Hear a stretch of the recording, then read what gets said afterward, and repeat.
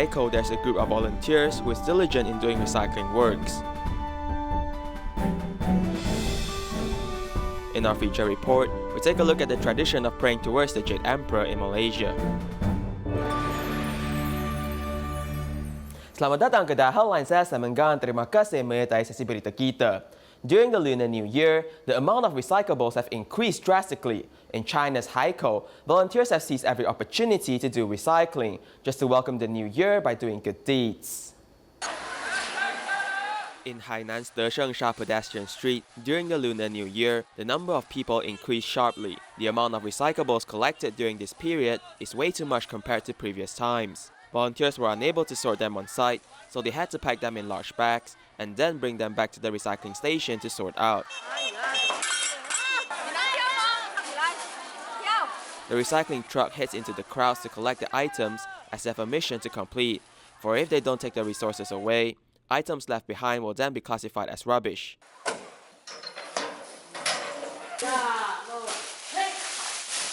When the truck arrives at the recycling station, it is already midnight the very next day. These ladies are seen at the recycling station again. We've been doing it last night. After waking up today, what I can only think of is to continue doing it tonight. I'm unable to let go of these resources because there are too many of them.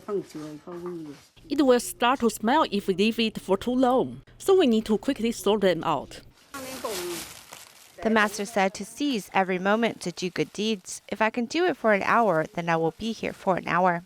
They are seizing every second just to do good deeds. For this volunteer, even though the second day of the first lunar month is when the daughter heads back home to visit her parents, she just spends the morning visiting her mother and then heads to the station to do recycling in the afternoon. My mother's house is just nearby, so I'm able to head over and come back in just a short amount of time. Although they are trying their best to save time, they're still very mindful when it comes to sorting the recyclables. Cardboards and papers are separated properly. The recycling collector advised us to separate them because cardboard has a higher value. With a little more effort, there'll be more kind donations. There'll also be more joy in their hearts.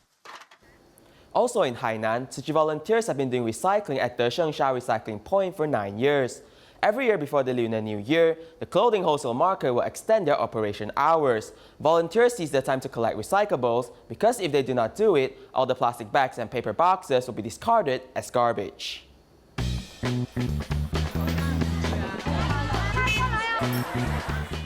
At 6:30 p.m. on the day before the Lunar New Year, many shoppers have gathered at Deshengsha street stores. City volunteers have been doing recycling in this area for 9 years.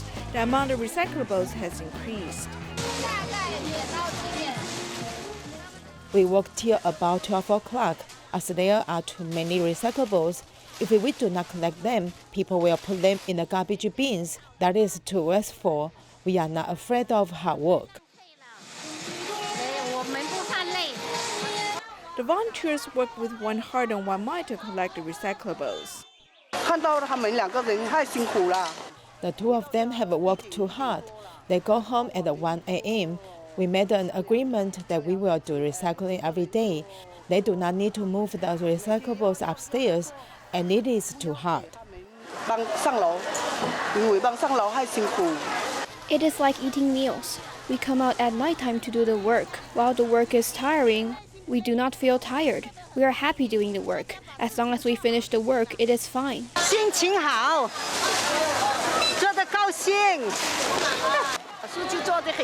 I'm happy doing the work, and I forget about my leg pain. Wang Junjie, who works as management personnel at the post office, has become the recycling truck driver. These recycling bodhisattvas face the difficulty of finding someone to carry the recyclables.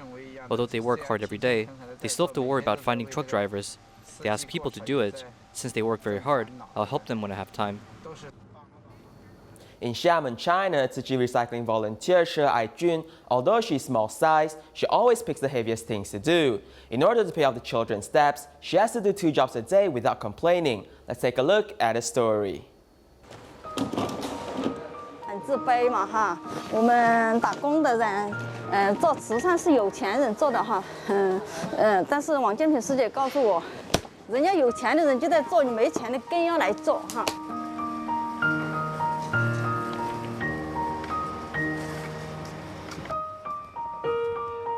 So Adrian carries about 20 kilograms of items on one shoulder and walks more than 1 kilometer. This is her daily life. 不会很重啦。 It's not very heavy, it's not very hard, but I'm used to it. 习惯了哈。 She's from Sichuan and came to Xiamen and lived by doing odd jobs. She is used to do heavy work. Even if she is a trade supervisor, she doesn't feel hard. Do you have kitchen waste? You need to pour out the food. The plastic box needs to be recycled. This plastic will destroy the soil. Look at these boxes. This box needs to be put in other trash cans. This is not food waste. If the glass bottle is buried in the soil, it will take 500 years to decompose, so we must recycle it. They seem to ignore me, but they will still listen. We will explain to them well that they will still learn. 这是铁的，你看，对，这个是玻璃的。 铁的，我们要分类分清楚哈。铁的就放在铁的里面，有400位。 Around 400 or 500 households came to throw out garbage. I took this opportunity to spread the right philosophy taught by Tzu Chi to the residents. 他们刚好给他们用上啊，宣导啊。 She also has a job as a kindergarten cleaner from morning to night to pay off debt for her daughter-in-law.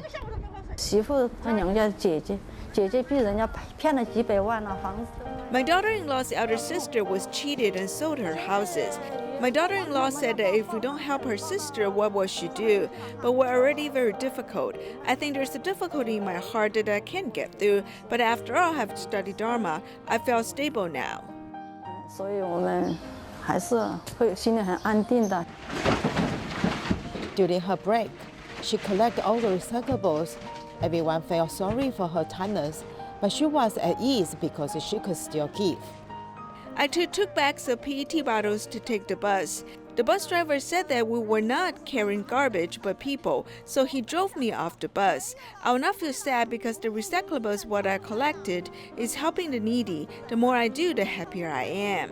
After she ignored the ups and downs of life, the burden on her shoulder became lighter for her as a feather. 做环保哈，因为你走入人群，也会看到很多苦相，就是就觉得自己还是很幸福啦，有福人来做。 In Dongguan, China, Grandma Ye, who lives alone, has been acquainted with Tzu Chi volunteers for 16 years. This year, volunteers specially visit her before the Lunar New Year and accompany her so that she can experience the festive reunion atmosphere. 92 years old Grandma Ye met volunteers on the road, and her joy was all written on her face. On this visit before the Lunar New Year, Tzu Chi volunteers brought Grandma a special gift. 婆婆，今日同你過年，好冇？好啊，好啊，好啊，契幾多妹妹過嚟同你一齊過年？好啊。在這疫情年中，老人家是很孤單寂寞的。 During this pandemic, the elderly is very lonely. We, volunteers, just wanted to accompany this 92-year-old Grandma Ye to give her a festive Lunar New Year. Although she is over 90 years old, Grandma Ye is healthy. She lives alone and has a simple life. Since she met Tzu Chi in 2005, she has always remembered the blue and white uniform. 係你好耐冇嚟見我啦，係啊，細佬你快啲嚟睇我，快啲嚟睇我，係啊，Knowing the grandma loves sweet potatoes, volunteers not only prepare hot pot, but also her favorites. It's very satisfying to drink the warm, sweet hot soup. 好唔好飲？好飲，甜啊！甜到入心，甜到入心，係啊，入心入肺啊！ The visit was also accompanied by 2 doctors. This humanistic care impressed the doctors. 祝你身体健康，好身好胃，祝你好心好运。谢谢你。 Although the grandma does not eat much, her heart is filled with warmth.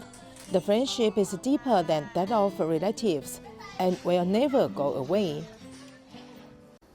Tzu Artist Village in Hualien used to be a vacant kindergarten. Now it has become a village hosting local and international artists, promoting art classes and workshops, and strengthening the bond between art and the community. Let's take a look. What used to be Tzu Kindergarten in Hualien, Jian Township, has been vacant for over a decade. After receiving ownership, third-generation owner Wu Youqi was saddened to see the place neglected and decided to give it new life by turning it into Tzu Artist Village.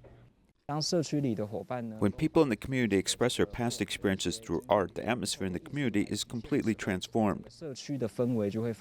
Containing almost 2,000 square feet of land, the Artist Village has invited many local and international artists for residency, providing free lodging to the artists and allowing them to share their skills, supporting the local artistic spirit. First, I draw the lines for them and then let them color in the shapes and patterns. I want them to be able to express themselves. Express themselves, open their mind and their heart to feel confident to draw. Because I came in South America, the art is very different. Received me very well, and I show my art, and I was happy to exchange that experience. Artists from all over the world breathe new life and vibrant colors into the vacant classrooms, playground, and walls. They also reach out to the community, interacting with local people through art. So far, we have hosted over 150 artists in the past year and a half. Also, we have had artists from more than 40 different nationalities stay here at the village. Bringing art into the community and reaching out to the local people, this previously vacant location has become a gathering ground for artistic and humanistic thought and creativity.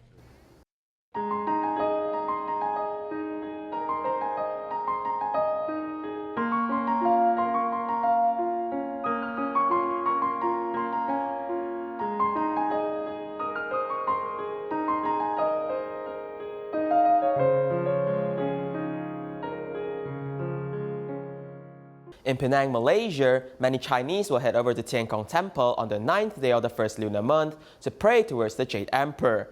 This year, due to the pandemic, mass gatherings are not allowed, so people can only pray for their homes. Follow a report as we learn more.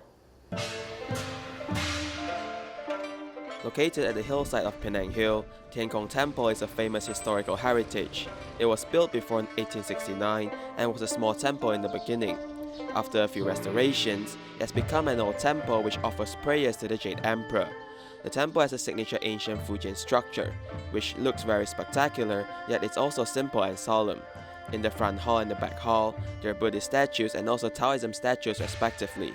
It truly shows how the local Chinese have incorporated Taoism and Buddhism in their lives and practice these beliefs together. We have a lot of foreign believers coming here to pray. They come from Singapore and Indonesia. There are many believers from Indonesia and they're mostly young people. They're also the most sincere believers. On the 8th day of the first lunar month, we open at 7 in the morning and there will be a lot of people coming to pray. In the evening, there will be even more people, especially after 10 o'clock at night. The people will continue coming until the next day. We're open for more than 24 hours. On the 9th day of the first lunar month, it is an auspicious day for Hokkien people as they pray towards the Jade Emperor. On this day, people prepare a variety of offerings, such as fresh flowers, tea, fruits, desserts, and most importantly, sugar canes to pray towards the Jade Emperor. It was believed that during the Ming Dynasty, Japanese pirates attacked the villagers along the coastlines of Fujian province, killing people and snatching items. The villagers had to run and they successfully hid in the sugarcane fields just before the pirates had the chance to catch them.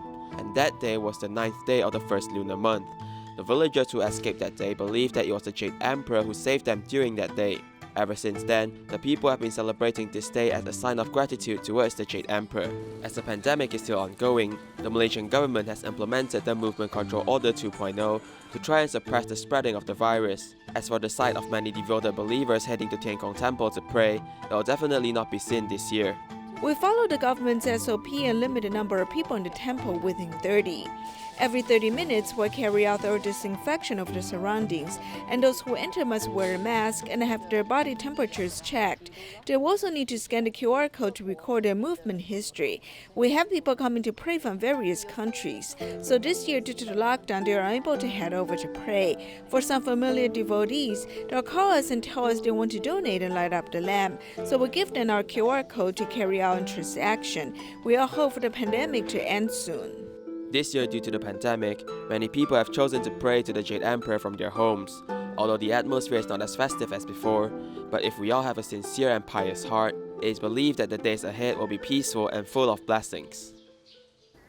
In Malaysia, the sugar pagoda is a sacred offering for local Chinese during the celebration to pray towards the Jade Emperor.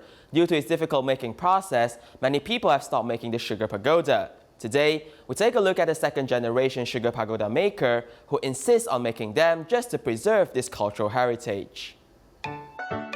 The sugar pagoda is the most sacred offering for the Chinese in Malaysia when praying towards the Jade Emperor. It is believed that in ancient times, when the people in Fujian province were at war, the sugar pagoda served as their staple food.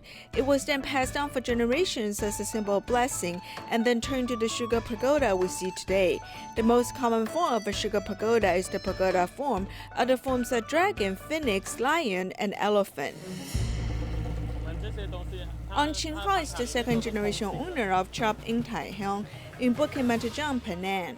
He has been learning how to make sugar pagodas from his dad since he was young and took over the family business 7 years ago. First, sugar, water, and coloring are added into the pot and cooked until boiling temperature. After the sugar water has reached an optimum thickness, stir it and add it to the wooden mold. After the sugar water has condensed, remove the excess parts of the wooden mold and remove the completed sugar pagoda. The ingredients for making a sugar pagoda is simple, which is only water, sugar, and coloring. The challenging part is actually controlling the fire when cooking and also the wooden mold. The fire is very important. If you do not use the right temperature while cooking it, it will be very fragile or it will change colors easily. We need to immerse the wooden mold in water for long periods of time. If not, for tropical countries like Malaysia, it will deform easily due to the scorching heat. When the sugar water gets thicker, it has a higher tendency to splash. So when it does splash, we need to quickly get out of the way. We also need to have strong determination, as we can only stand while cooking. We can never sit down. Traditional biscuits have become hard to sell because many people eat New Year biscuits during this time of the year. So during this time of the year, our family have a lot of free time and my father started making sugar pagodas. We have been doing this for 40 years already. The whole process fully requires handcrafting, and due to the fact that making process is long and hot, many people have given up making sugar pagodas. But for An Qinghao, he has the determination of passing down this traditional skill set, as he insists on making sacred sugar pagodas for local Chinese in Malaysia. Back then, many people were making sugar pagodas, but they've all stopped now. If we do not pass down this traditional skill set, it will become rarer, and in the future, we might not see these things anymore. Many traditional skill sets have disappeared because of our progressing lifestyles. Only by exposing those traditional items to more people and letting them understand its meaning can we actually pass down these traditional skill sets in our modern society. In Taiwan, in the past, Atayal people have weaved reimi into clothing. However, after the development of cotton and plastic fiber, the art of weaving reimi has gradually disappeared. The artisans in Mapihau tribal village are finding new uses for reimi, hoping to pass on the cultural tradition. Take a look.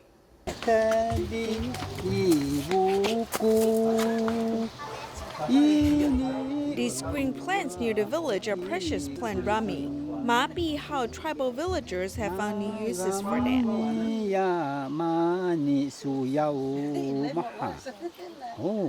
For our Tayo people, especially women, rami represents a sacred symbol. In our perception about life, after a woman passes away, they won't cross the rainbow bridge to go to their ancestors. Instead, they'll return to the rami stamps. Then the future generations will turn rami into clothes, quilts, or other supplies, so they can be with us. I think this is very beautiful. In ancient time, tribal people cannot live without the precious rami. As time passed, currently almost no one uses rami again. Lin Zhiying, a Han person who married a Taiyo man, felt it is a loss. In the past 5 years, I think our technology has matured, so we will be willing to share with you. Lin Zhiying originally came up to the mountains to help children with after-school studies. Seeing that the village's market operation is not running well, she felt that the tribal villagers should find a cultural specialty. She thought of rami in the village. However, to revive such an artwork is not easy work. Rami can inspire a group of people, and it closely related to the culture. Back then, Aunt Yue Xiang suggests we can make Rami handcrafts. I asked her, do you know how to do it? She said that she can't. You cannot expect a Han person like me to be able to do this. I cannot do this. Then I asked what we should do. She said that she knows someone who has the skills. Lin has learned from tribal seniors who still know how to make rami handicrafts and started to develop related business. She has even set up artisan certification system so people can pass on the skills. Currently, there are 4 artisans in the tribe, 2 men and 2 women. Wu Guoxiong is the Secretary General for the Development Association, and he's also Lin Zhiying's husband. They're both artisans in the village. The threads for men and women have different production processes, especially the way of rubbing. For instance, men's threads are stronger and have better elasticity. Women's threads are not as strong, since they are weaved into clothing. For Taiyo people, men's threads are usually used for outside purposes, such as baskets and traps. Women's threads are made into cloth quilts or shawls. 纯手工制成的哈，这里面最困难的就是这个部分挑织。 Besides using the traditional threads for men and women, Lin Zhiying, who's like the younger generation in the tribe, has started to develop new uses. The rami in the tribe will have a future only if they can promote it to outside the tribe and among Han people. We hope that besides learning to make traditional rami handcrafts, we want to have some breakthrough. We started to create something different. 弄好以后，一个珠珠放在这边，然后挂起来。 这个就是它的扣子，会放在手环这里。 In the past, tribal villagers only used the rami fibers, and they discard the rest of the plant or use it as fertilizer. Lin Zhiying has started to find uses of rami. She has also invited tourists to try making the handicraft, so that rami handicraft art can spread.